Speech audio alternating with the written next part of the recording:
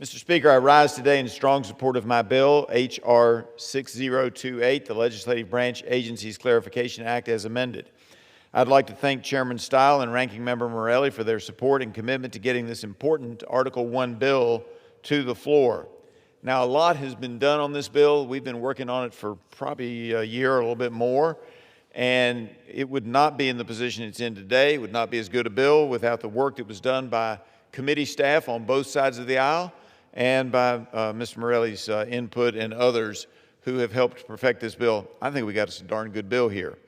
This legislation makes important and long overdue reforms to key institutions that serve Congress and the American people, including the Library of Congress, the Government Publishing Office, and the United States Copyright Office. At its core, this bill is about ensuring that agencies of the legislative branch are governed in a manner consistent with our constitutional system, improving continuity in leadership and strengthening congressional oversight.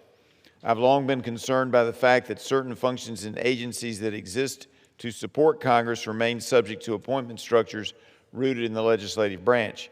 For many years, I've worked to address similar constitutional inconsistencies. In fact, and I think I'm the only one that loves this bill, since 2016, various times I've introduced legislation to transfer the office of the United States Trade Representative from the executive branch back to Congress, where I believe it belongs properly under our constitutional framework. But that's not this bill. H.R. 6028 is our bill, and it's guided by that same principle.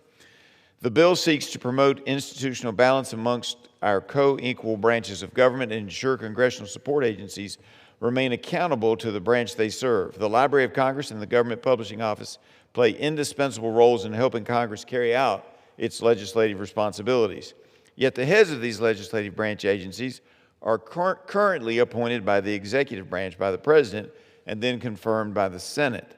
Now, this is an arrangement that came about in the latter part of the 19th century. It's a 19th century construct. I don't know for sure, Mr. Speaker, but I suspect that it had to do with time and distance and the fact that a lot of times Congress was not able to get here to do the oversight that it needed.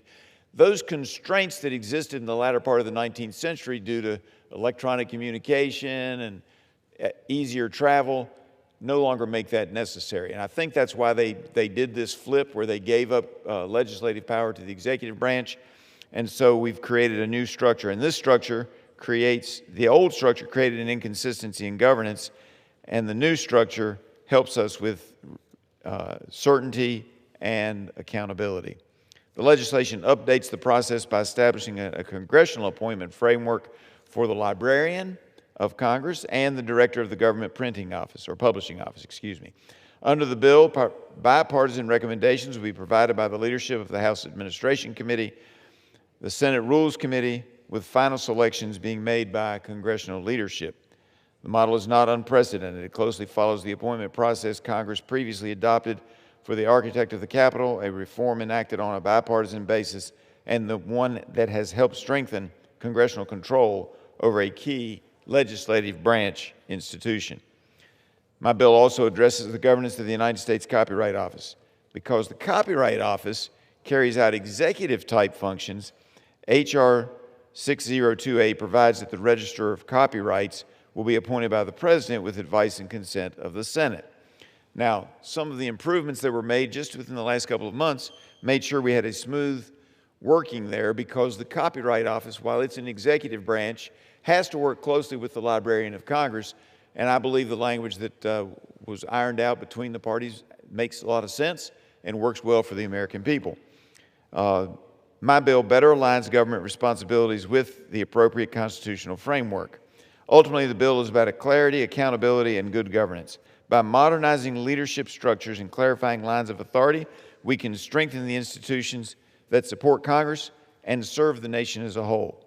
And we can ensure that these institutions are positioned to serve both Congress and the American people more effectively for years to come. I urge my colleagues to support H.R. 6028, and I reserve the balance of my time.